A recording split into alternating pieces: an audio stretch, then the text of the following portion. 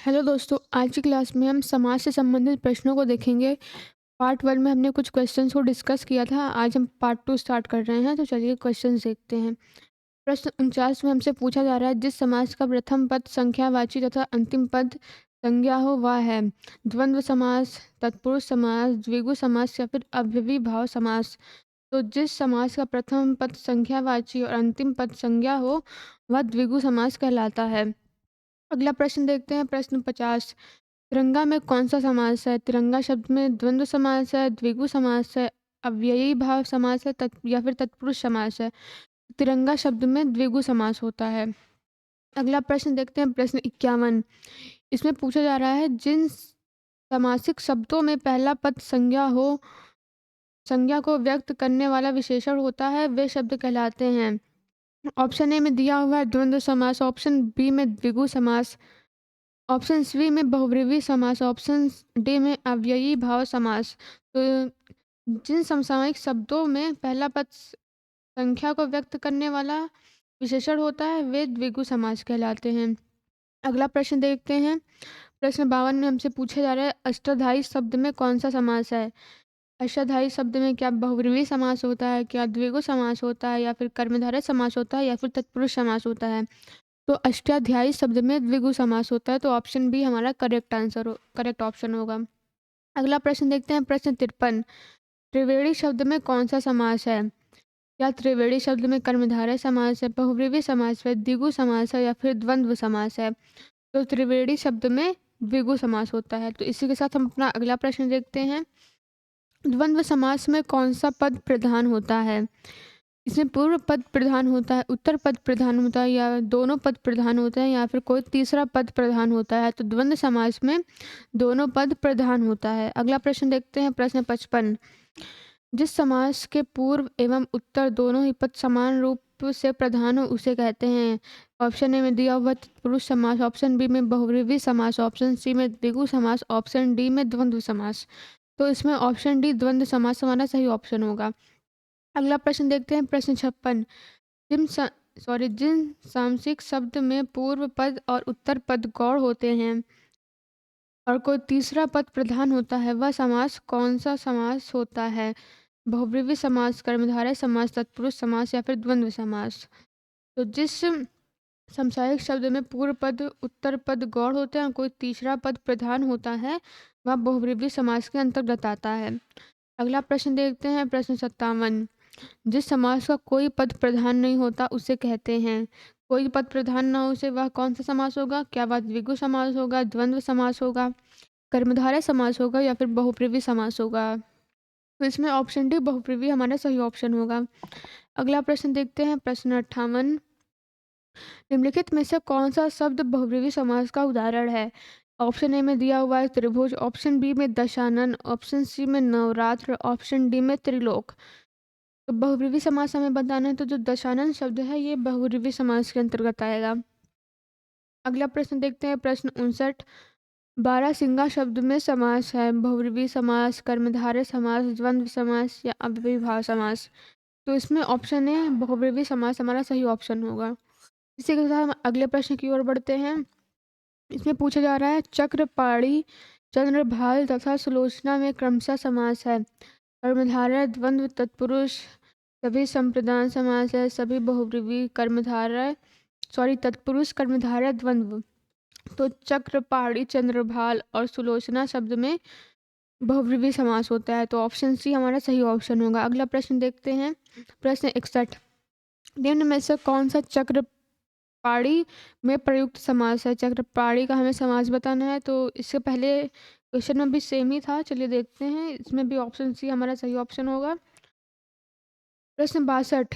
कौन सा समास बहुब्रीहि समास के अंतर्गत आता है? ऑप्शन दिया हुआ है वीड़ पाड़ी, दुमाता, लाल पीला, विद्याभास। तो जो वीड़ पाड़ी शब्द है ये बहुब्रीहि समास के अंतर्गत आता है। अगला प्रश्न देखते हैं, प्रश्न 63। इसमें पूछा जा रहा है, बहुब्रीहि समास का उदाहरण है पंचवटी, करोड़पति, चतुर्भुज, या फिर चरण कमल। तो जो चतुर्भुज शब्द है ये बहुब्रीहि समास का उदाहरण होता है। अगला प्रश्न देखते हैं, प्रश्न 64। इसमें कोई पद प्रधान नहीं होता तथा अन्य अर्थ प्रधान होता है वह होता है कर्मधारय, अव्ययीभाव, तत्पुरुष या बहुब्रीहि। तो इसमें ऑप्शन डी हमारा सही ऑप्शन होगा। बहुब्रीहि समास वह समास होता है इसमें कोई पद प्रधान नहीं होता तथा अन्य अर्थ प्रधान होता है। चलिए अगला प्रश्न देखते हैं।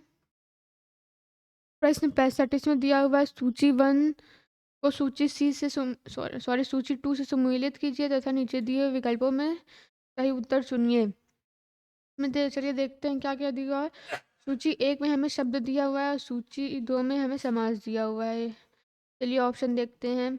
विदेश गमन में कौन सा समास होगा? तो विदेश गमन शब्द में तत्पुरुष समास होता है। और गिरिधर में कौन सा समास होगा? गिरिधर शब्द में बहुब्रीहि समास होता है।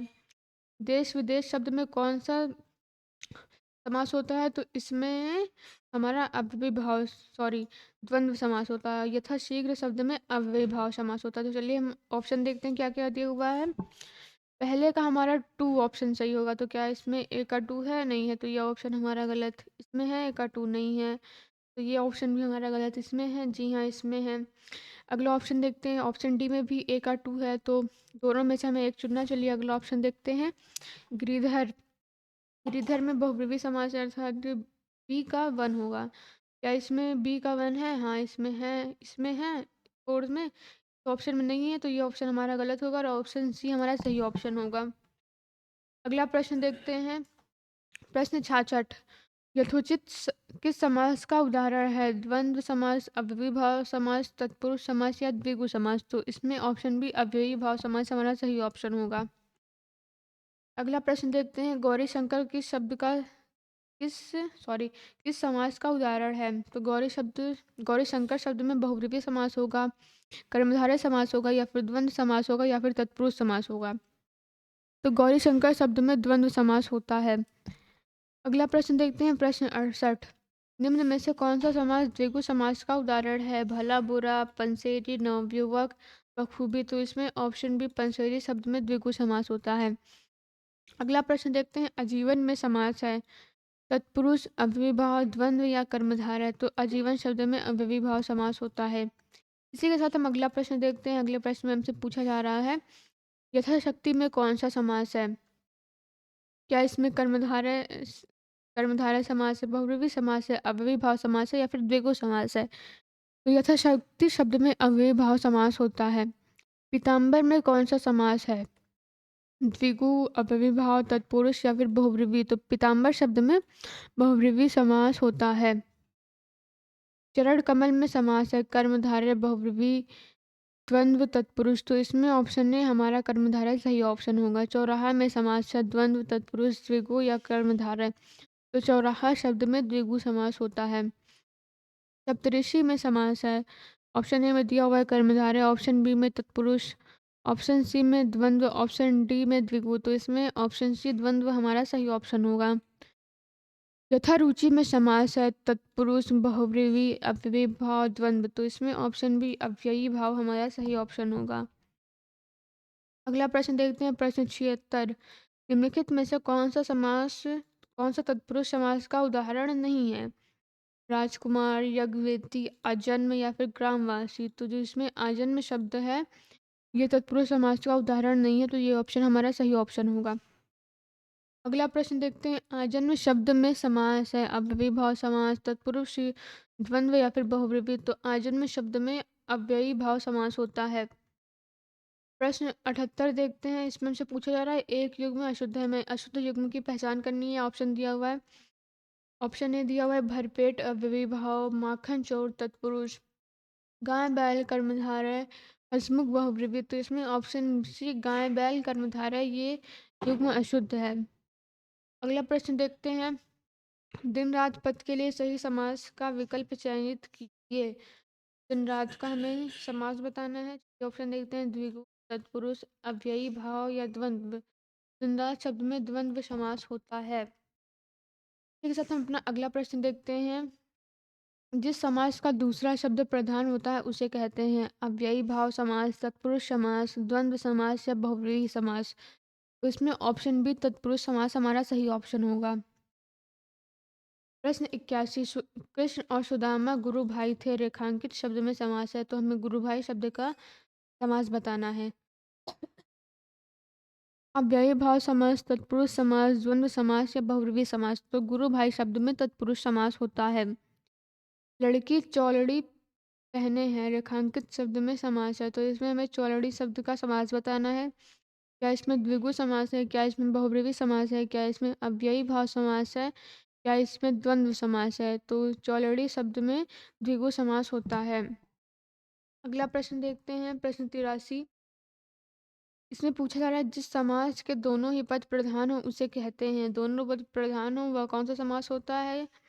ऑप्शन ए में दिया हुआ है द्विगु, ऑप्शन बी में द्वंद्व, ऑप्शन सी में तत्पुरुष, ऑप्शन डी में कर्मधारय है। तो इसमें ऑप्शन बी द्वंद्व समास हमारा सही ऑप्शन होगा। अगला प्रश्न देखते हैं, प्रश्न 84।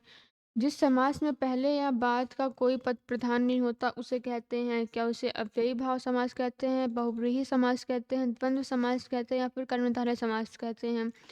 जिस समास में पहला या बाद कोई पद प्रधान नहीं होता उसे हम बहुब्रीहि समास कहते हैं।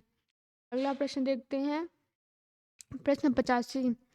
समास में अर्थ की दृष्टि से उत्तर पद प्रधान हो और पूर्व पद गौण हो उसे कहते हैं द्विगु समास, कर्मधारय समास, अव्ययी भाव समास या तत्पुरुष समास। इसमें ऑप्शन डी तत्पुरुष समास हमारा सही ऑप्शन होगा। अगला प्रश्न देखते हैं, यथाशक्ति में कौन सा समास है?